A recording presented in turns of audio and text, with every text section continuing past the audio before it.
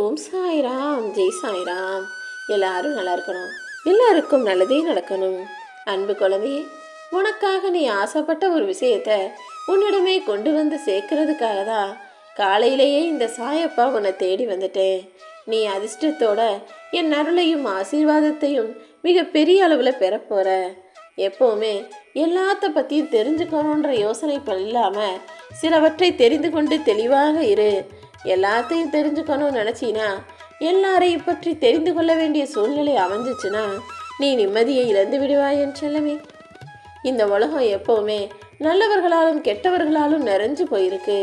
நீ எல்லாத்தையும் தெரிஞ்சுக்கணும்னு நினச்சி எல்லா விஷயங்களையும் அலசி ஆராய ஆரம்பிச்சினா ஒவ்வொருத்தருடைய நல்லதை விடவும் கெட்ட விஷயமும் கெட்ட குணங்களும் நிறைய தெரிய வரும். அப்புறம் அதையெல்லாம் யோசிச்சு நீதானே கவலைப்பட நேரும். எதுவுமே நல்லதை மட்டுமே ஞாபகம் வச்சுக்கோ, கெட்டதங்களை கடந்து வந்துடு. என்ன நடந்தாலும் எல்லாத்தையுமே சகிச்சுக்க கற்றுக்கோ. சகித்து கொள்வதே நிரந்தரமானால் அந்த யாருக்காக சகிச்சுக்கிறியோ அவங்களை ஒதுக்கி வைக்கவும் தயாராக இரு என் செல்லமே. ஏன்னா யாராக இருந்தாலும் சரி, சொந்த பந்தமோ அல்லது நெருங்கிய உறவோ, கூட இருக்கிற துணையோ அல்லது உனக்கு பிடிச்ச நட்போ, எல்லா மனிதர்களும் ஏதாவது ஒரு காலகட்டத்தில் உனக்கு பிடிக்காததை செய்ய தான் செய்வாங்க.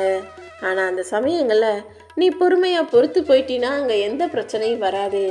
எப்போ ஒரு அளவுக்கு மேலே சகிக்க முடியாமல் அவர்களுடைய பிரச்சனைகளை நீ எடுத்து பேச ஆரம்பிக்கிறியோ அப்போவே உன்னை எதிரி போல பார்க்க ஆரம்பிச்சிருவாங்க. எல்லாமே அளவோடு இருக்கட்டும். நான் சொல்கிறது புரியுதா? யார் உன்கிட்ட எந்த அளவுக்கு பேச்சு வைக்கணும், எந்த அளவுக்கு மரியாதை கொடுக்கணுங்கிறது நீ நடந்துக்கிறதுல தான் இருக்குது. உன்னுடைய வார்த்தைகள் தெளிவாக இருக்கட்டும், அளவாக இருக்கட்டும், அன்பாக இருக்கட்டும், பாசமாக இருக்கட்டும். ஆனால் எல்லாத்தையும் விட ரொம்ப கவனமாக இருக்கட்டும் என் செல்லமே. நீ எல்லாருக்கும் ரொம்ப உரிமை கொடுத்து எல்லாருக்கிட்டையும் ரொம்ப அன்பாக பாசமாக அடிபணிஞ்சு போனினா உன்னையே அடிமையாக்குவதற்கு மனிதர்கள் யோசிக்க மாட்டாங்க. ஏன்னா இந்த உலகத்தில் யாருமே தன்னுடைய தவறுகளை ஏற்றுக்கொள்பவர்களாக இல்லை. தான் செஞ்சது தவறே இல்லைன்னு நியாயப்படுத்தக்கூடிய மனிதர்களாக தான் எல்லாரும் இருக்காங்க. உனக்கான நியாயத்தையும் உனக்கான நேர்மையும் நீதான் நடத்திக்கணும் என் செல்லமே.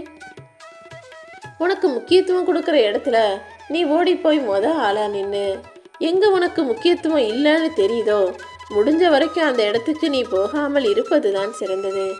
அதே போல உன்னை சுற்றி நடக்கிற எல்லா விஷயங்களையும் நீ தலையிடணும் பேசணுன்ற அவசியம் இல்லை. சில நேரங்களில் சில இடங்களில் வெறும் பார்வையாளராக மட்டும் இருப்பது தான் உனக்கு நல்லது. இது எல்லாத்தையுமே இப்போ எதுக்காக சொல்கிறேன் தெரியுமா?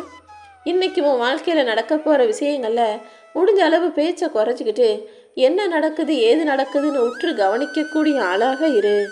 உன் வாழ்க்கையில் நீ யாருக்கு ரொம்ப இடம் கொடுக்குறியோ, யாரை பெருசாக நினைக்கிறியோ, யாருக்காக எல்லாத்தையும் பார்த்து பார்த்து செய்கிறியோ, யாருக்கு முன்னுரிமை தருகிறாயோ அவங்களுக்கு உன் அருமை பெருமை தெரியாது. ஏன்னா உன்னுடைய ஒரு பக்கத்தை தான் அவங்க பார்க்குறாங்க. நீ அதுக்காக எவ்வளோ கஷ்டப்பட்டிருக்க, எவ்வளவு தியாகம் செய்கிறங்கிறது உன்னை சார்ந்தவர்களுக்கு தெரிவதே இல்லை. எப்போவுமே நீ யாருக்காக என்ன நல்லதை செஞ்சாலும் அதை அவர்களுக்கு புரிய வைக்கும் விதமாக செய். உன் பிள்ளைங்களை வளர்க்குறதாகவே இருந்தாலும் கூட, உன் குடும்பத்தில் உன் கூட இருக்கிற துணைக்காகவே நீ எல்லாத்தையுமே செஞ்சால் கூட உன்னுடைய அருமை பெருமையை அவங்க புரிஞ்சுக்கிற மாதிரி நடந்துக்கோ. அதை எப்படி புரிய வைக்கிறதுன்னு யோசிக்காத. உன் செயல்களின் மூலமாக தான் செய்யணுமே தவிர பேசி பேசி பேசி குறை சொல்லி திட்டி உங்களுக்காக அது சொல்கிறேன் இது சொல்கிறேன்னு செய்ய வேண்டாம். எப்போதும் செயல்களிலேயே தெளிவாக இரு. உன் மனசு ரொம்ப அழகானது. நீ வாழக்கூடிய வாழ்க்கையும் அழகாக இருக்கணும்னு இந்த சாயப்பா ஆசைப்படுறேன்.